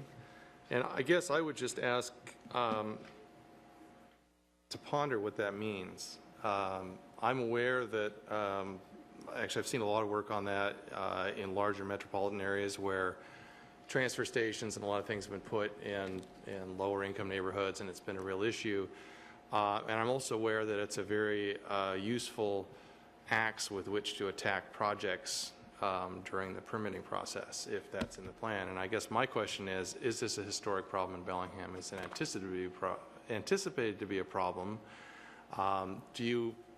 Would including something like this mean that when a new sewer pump station has to be put in someplace in the town, all of a sudden the EIS process or the development process just got extended by a year when there's not been a historic problem with citing public facilities? So I know this is probably boilerplate that goes in a lot of comp plans, but I just see some potential downsides unless the intention is very specific about what you really mean by this. So it's a interesting topic, but I just wanted to make sure everybody Right. knew what they were. Well, I mean, health putting is here. one of those 5 focus Right. areas, and this is certainly related to that. Right. And so, I mean, we're not anticipating issues. We're trying to create a more health-conscious, equitable comp plan. Right, yeah, I know, That it's considers just, all the issues, which is what sustainability, it also Right. ties in with the sustainability focus area as well, so. yeah, the problem has always been, if you're trying to, I mean, whether the intent is there or not to offload things onto neighborhoods that don't have the resources to either fight it or have lower property values, but when you're building a public facility, you look for cheaper land. You know, there's a lot of things tied into that, and it hasn't been an issue. This isn't a major metropolitan area. We're not in the same league as the, like, transfer station siting in Seattle, but I'd be cognizant of what you're trying to achieve with this statement, because it is one of those things that could come back and all of a sudden you thought it was a good thing and it actually ended up just being an axe that you're beat up with when it actually isn't benefiting anybody. So Flint, Michigan. It's exactly.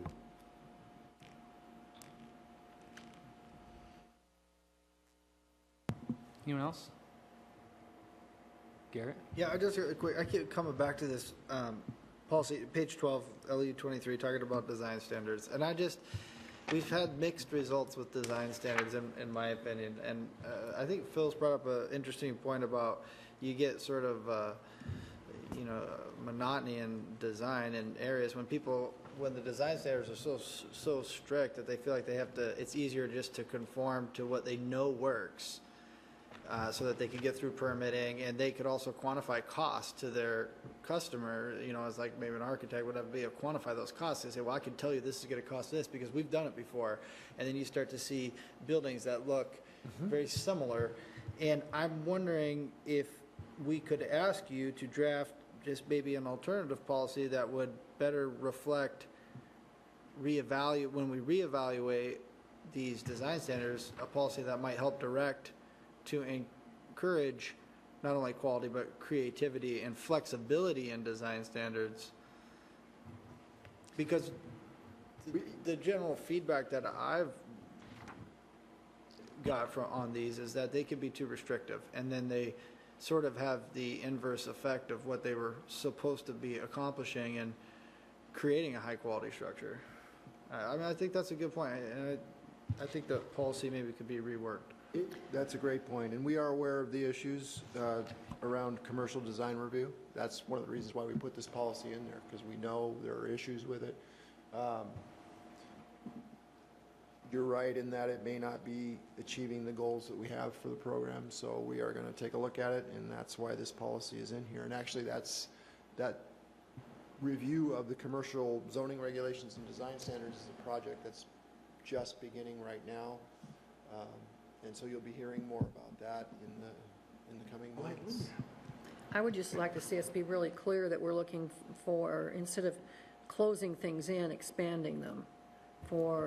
Otherwise it seems like an infinite regression to the mean, looking like the neighbor down the street, as opposed to we're welcoming creative solutions to design issues.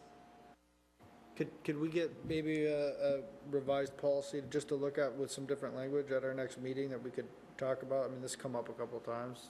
Something that references flexibility, creativity. Just to clarify, the first half of that policy is, I think we all agree on, that Yeah, that's part of this whole absolutely. continuous improvement thing. Reviewing and improving these things and updating them is really important. It's just what the intent of that review and approval and update is, right? Exactly. Yeah, because I read the first half of this and go, yeah, we great. want that. We That's need great. that. That's a great policy to be looking at this. But when people go back to it that aren't, they're looking for direction, that's the intent, is that, Yeah.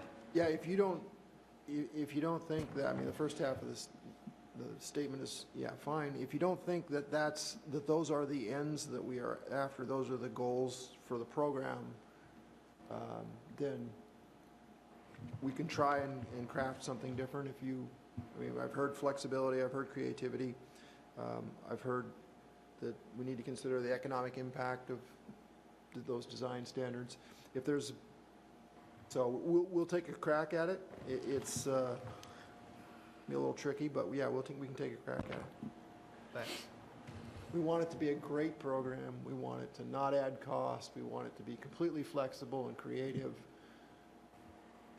And we want Say it to, that. and we want it to be result perfect. in great. Yes. And we want it to result in Yes, great design. I We want think- it to do I think- all those things. You talk about promoting high-quality design, creative design, instead of ensuring, to me, I mean, I'm not going to get too detailed, but when I hear ensure, then I hear regulation, I hear mandates. Yeah. Promoting, I hear encouraging, incentivizing, looking to be more flexible. Okay, we'll take a crack at it. At least we'll take a crack at it. Good?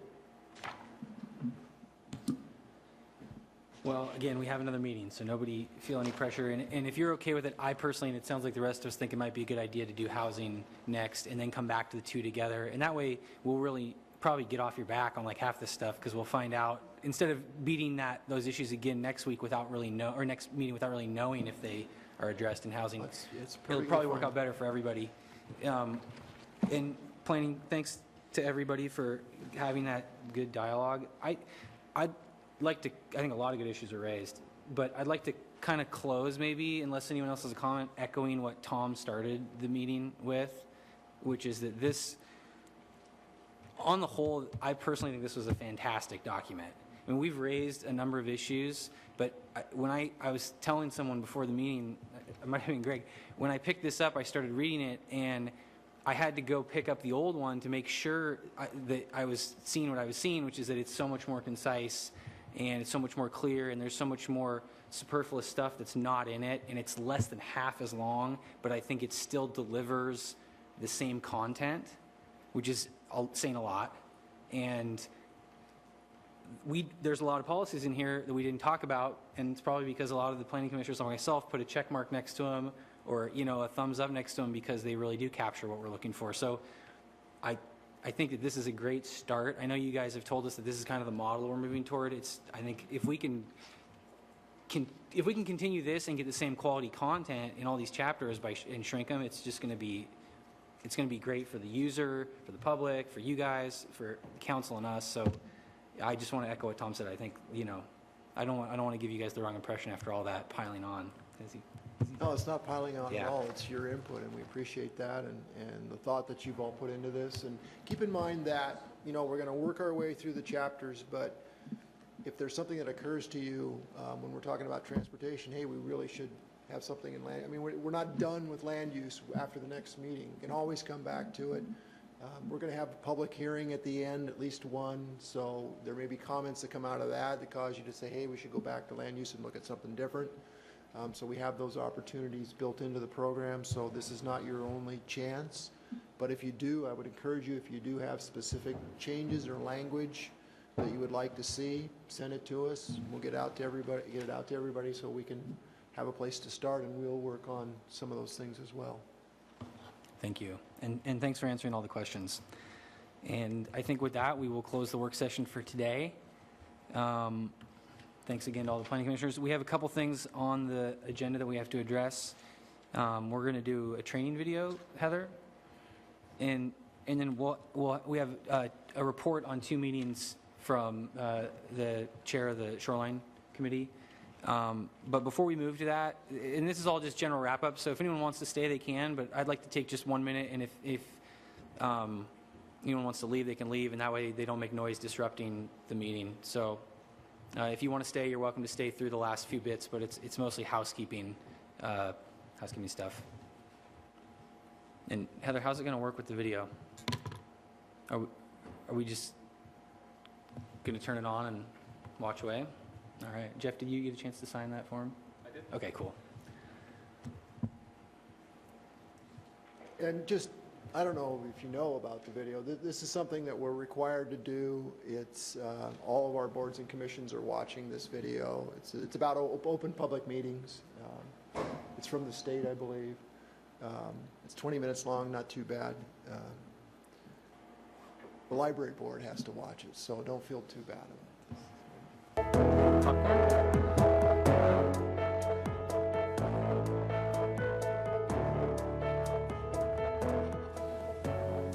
Hi, I'm Washington State Attorney General Bob Ferguson. Joining me in this video is our Open Government Assistant Attorney General, Nancy Creer.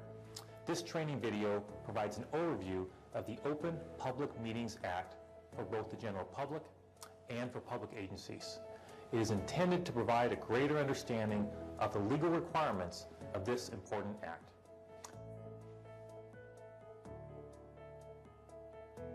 The Open Public Meetings Act is a law passed by the people of the state of Washington in 1971, at the time of a nationwide effort to make government affairs more accessible and government more responsive. The purpose of the act is to provide the public access to information concerning the conduct of state and local government. The law is based on the principle that open government is essential to a free society. The act provided that people of our state the opportunity to witness the deliberations and the decisions of their government. State and local agencies, such as school boards, city and county councils, and state commissions, must comply with the Open Public Meetings Act. Actions and deliberations of these governing bodies must be conducted openly. Meetings subject to the act must be open to the public, gavel to gavel, unless a law permits a meeting or a part of the meeting to be closed. Thank you so much for watching, and I hope you find this training informative.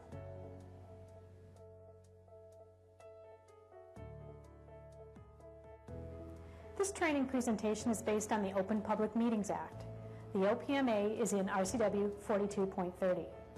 This training video contains 15 short segments. The Attorney General just discussed Segment 1, the history, intent, and purpose of the Act. In the remaining segments, we will cover scope of the OPMA, what is a governing body, what is a meeting, what is action, what is final action, travel and gathering, regular meetings, special meetings, executive sessions, public attendance and comment, minutes, liability, other laws, and additional resources. The Act has several clear requirements, and compliance with them is improved with training. Training can mean the difference between complying with the law and expensive litigation.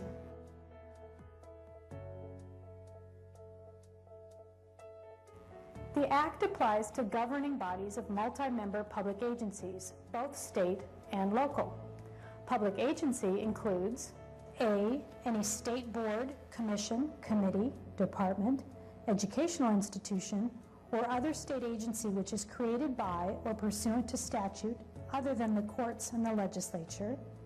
B, any county, city, school district, special purpose district, or other municipal corporation or political subdivision of the state of Washington. C, any sub-agency of a public agency which is created by or pursuant to statute, ordinance, or other legislative act, including but not limited to planning commissions, library or park boards, commissions and agencies. And D, any policy group whose membership includes representatives of publicly owned utilities formed by or pursuant to the Washington laws when meeting together or on behalf of participants who have contracted for the output of generating plants being planned or built by an operating agency. In some cases, an entity which is not an agency can still be subject to the Act when it is the functional equivalent of a public agency. This determination depends on whether it performs a government function, receives government funding, the extent of government involvement or regulation, and whether the entity was created by government. Examples of public agencies subject to the Act include city councils, county councils, school boards, fire district boards, and state commissions. Agencies governed by an individual, such as a single director, are not subject to the Act. Some activities of public agencies are not subject to the OPMA. They include certain licensing and permitting activities, quasi-judicial matters, matters governed by the Washington State Administrative Procedure Act, APA, and certain collective bargaining activities.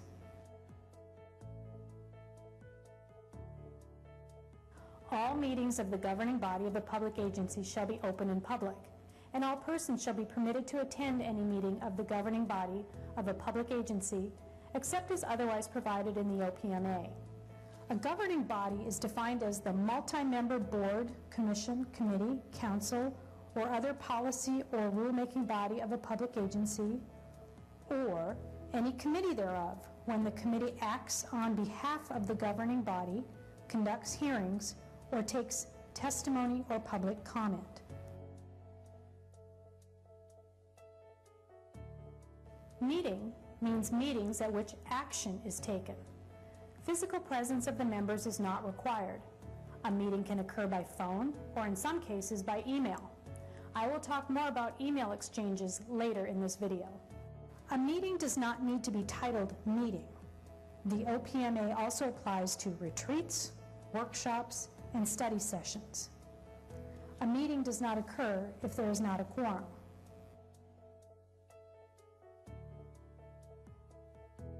Both actions and final actions are subject to the OPMA. Action means the transaction of the official business of a public agency by a governing body, including but not limited to receipt of public testimony, deliberations, discussions, considerations, reviews, evaluations, and final actions.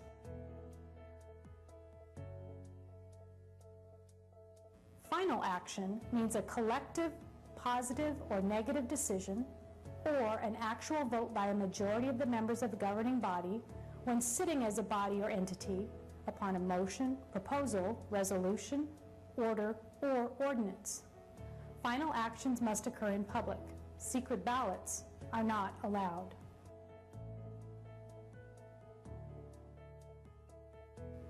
A majority of the members of the governing body may travel together or gather for purposes other than a regular meeting or special meeting, so long as no action is taken. And remember, action includes discussion of agency business. This means a quorum of members can travel to a meeting together, or they can gather at a public or private event, such as a festival or social function, so long as they do not collectively discuss agency business or matters. Regular meetings are recurring meetings held in accordance with a periodic schedule by ordinance, resolution, bylaws, or other rule. State agencies file the notice of regular meetings each year with the Office of the Code Reviser.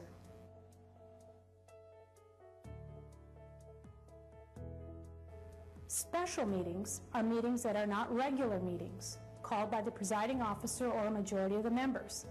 This means they are meetings not on a fixed schedule, such as on a day different than the regularly scheduled meetings. Certain notice requirements apply to special meetings.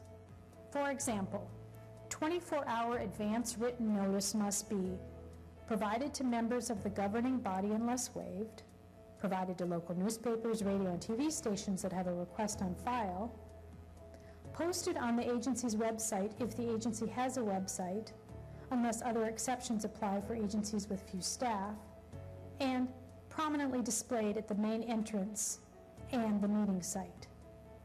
The notice must specify the time, place, and business to be transacted. There is an exception to the notice requirements for emergency special meetings. Those are meetings involving injury or damage to persons or property, or the likelihood of injury or damage, where time requirements make notice impractical and increase likelihood of injury or damage.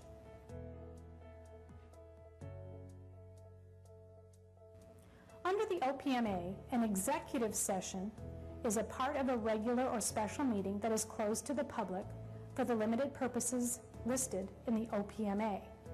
The grounds for holding an executive session are narrowly construed. The purpose of the executive session and the time it will end must be publicly announced before excluding the public, and the time can be extended by further announcement. Examples of purposes include certain real estate discussions, reviewing negotiations on publicly bid contracts under certain conditions, evaluating the qualifications of an applicant for public employment, and meeting with legal counsel regarding enforcement actions, litigation, or potential litigation. The OPMA provides a list of authorized executive session purposes at RCW 42.30.110. In addition, a public agency can have a closed meeting to discuss matters not subject to the OPMA, such as deliberating on a quasi-judicial matter. Other laws may provide additional procedures or authority for particular meetings or hearings, or for particular agencies. An agency must carefully follow the law when meeting in an executive or closed session. For example, when meeting in an executive session under the OPMA to discuss agency enforcement actions, litigation, or potential litigation, there are 3 requirements. First, legal counsel representing the agency must be present. Second, the purpose is to discuss an agency enforcement action, litigation, or potential litigation to which the agency, governing body, or a member acting in an official capacity is a party or is likely to become a party. And finally, public knowledge regarding the discussion is likely to result in an adverse legal or financial consequence to the agency. Remember, an agency can discuss only those matters in an executive session under the OPMA that it has told the public it would discuss. The members cannot talk about other topics in that executive session.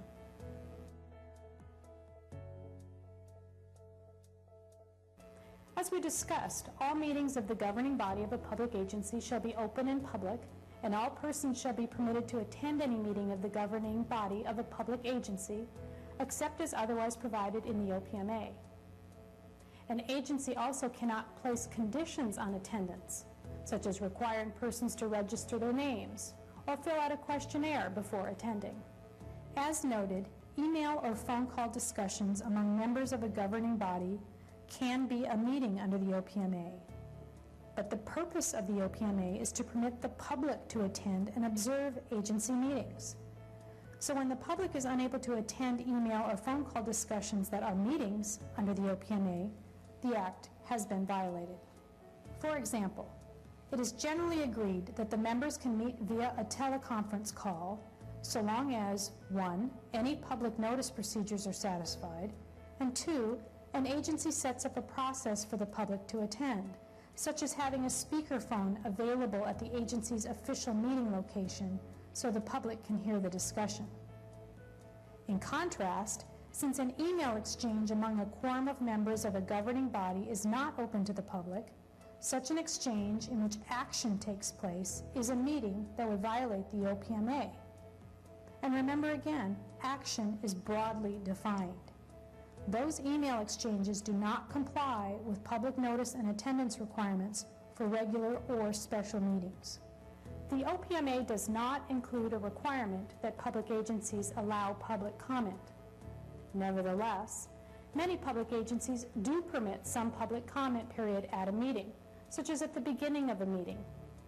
Agencies can put reasonable procedures in place to allow for public comment. And the OPMA has procedures for dealing with disruptions when the orderly conduct of the meeting is unfeasible.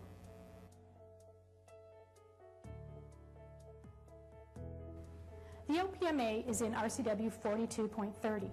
A different law describes meeting minutes.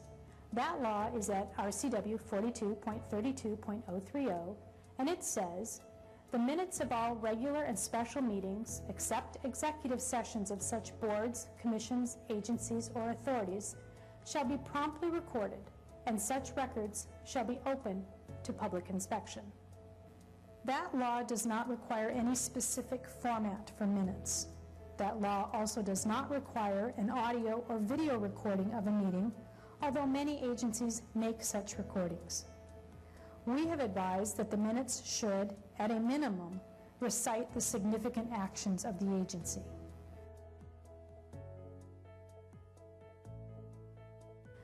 Violations of the OPMA can result in a lawsuit against an agency and its members. A court can impose a $100 civil penalty as personal liability against each member who knowingly violates the OPMA. A court can declare any action taken at a meeting not held in compliance with the OPMA null and void. And a court will award costs and attorney's fees to a successful party seeking a remedy under the OPMA.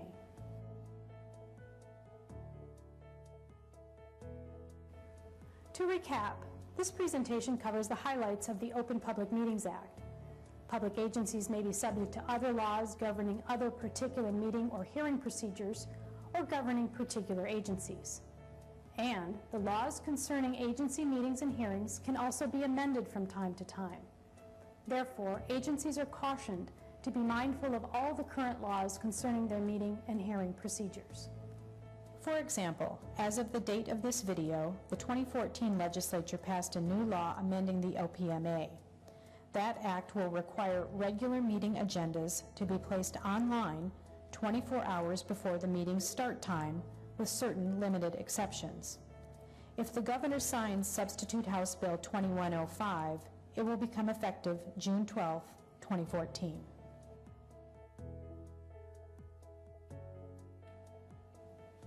Thanks for participating in the Attorney General's Open Government Training. For more information, there are resources available for agencies to receive training and technical assistance for compliance with the Open Public Meetings Act. An official should first consult with its agency's counsel for routine assistance and for training. Additional resources are listed on this website. The Assistant Attorney General for Open Government, Nancy Creer, is also available to provide information about the Open Public Meetings Act.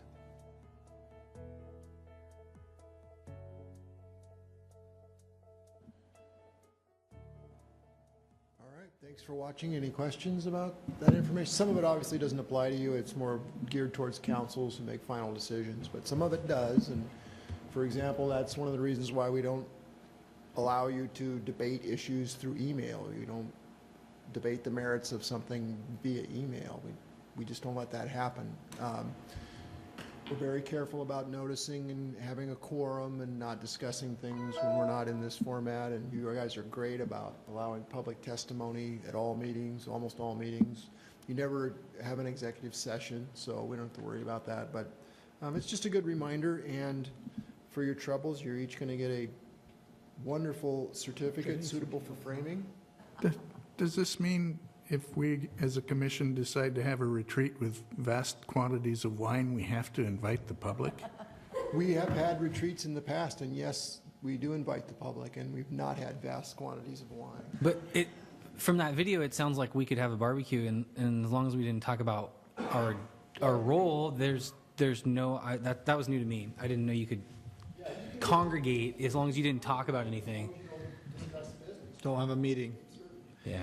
How's a quorum defined in terms of numbers with to this body, but is it, if you're in a commission that has a larger group of people, is it defined one over the majority, or? It's defined in the bylaws or the... Of that organization. Okay.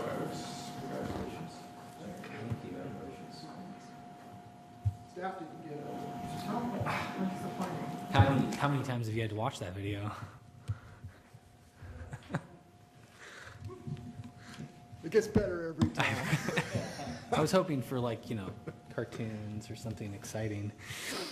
Okay, well, thanks for that, and I think we just have two more things, which is old and new business and discussion of our next scheduled meeting, and we have some new business, which is the shoreline reports. So, Steve, take us away. Yeah, there have been two shoreline reports in January, meetings, public meetings held in January.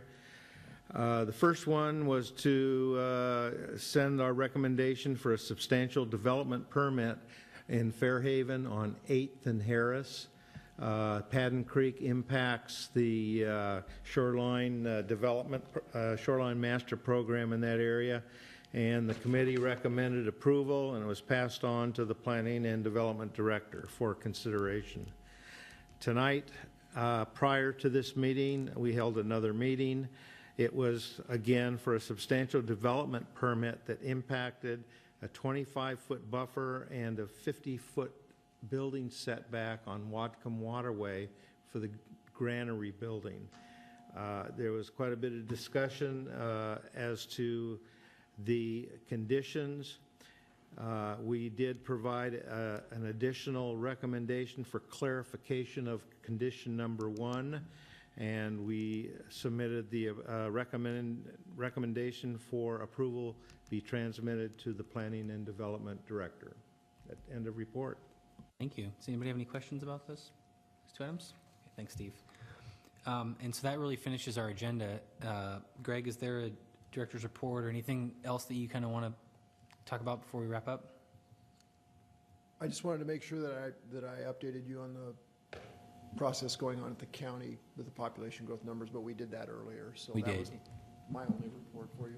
And you get on that. You guys are keeping track of that. Are we commenting? How do we participate? Just out of curiosity. Well, Do we write letters? I mean, other than the city's formal recommendation. you mean as a group? Oh, I mean, Or does the individ- planning department go over and Oh, yeah, we're comment, or We are going to go over on Tuesday, as I said, in the afternoon, 3 o'clock, County Council Committee of the Whole will present the recommendations of the City Council, and, the mid-range population growth forecast, the high-range employment growth forecast, and the reserve areas. Those were our recommendations.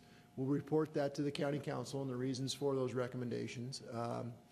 And then that night, they're going to hold a public hearing. So they're going to hear from all the cities in the afternoon.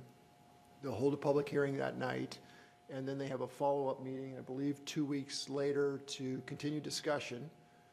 But they're not going to make any decisions. We'd like to get a read from them. Maybe we will, maybe, I don't know if we will or not, but they won't make any decisions until they adopt the plan in June. So Question. you're all welcome at 3 o'clock Tuesday afternoon, County Council chambers, if you'd like to come. You can participate as individuals, certainly. If you have Question. thoughts. Are you going to present the Planning Commission's approach to this or the staff's approach to What this? what we told the County Planning Commission, what we'll tell the County Council is that our Planning Commission recommended what you recommended, but our City Council, who makes the final recommendation, recommended what they recommended, which is the mid-range population growth forecast. They have the record that we created, so they have all the Planning Commission, this Planning Commission's meeting minutes from your meetings. They have your findings. They have the council meeting minutes. They have the council findings. They have the 100 or so emails and letters that we got throughout the process. They have the entire record that we created. So they know what you recommended. They know why you recommended what you did. They also know what the council did and what the council's process was. Tom, did you have a comment? Do we know about the empty chair? We're working on it. We actually interviewed a gentleman today who is interested in joining the commission. We have an interview with another person next week, so could be soon. As you know, the planning commissioners are appointed by the mayor and confirmed by the council, so it takes a little time, but we're working on it. Should be soon. Thanks, Greg. All right. Well, welcome back, everybody. Happy New Year. And with that, we'll close the meeting and see you in 2 weeks.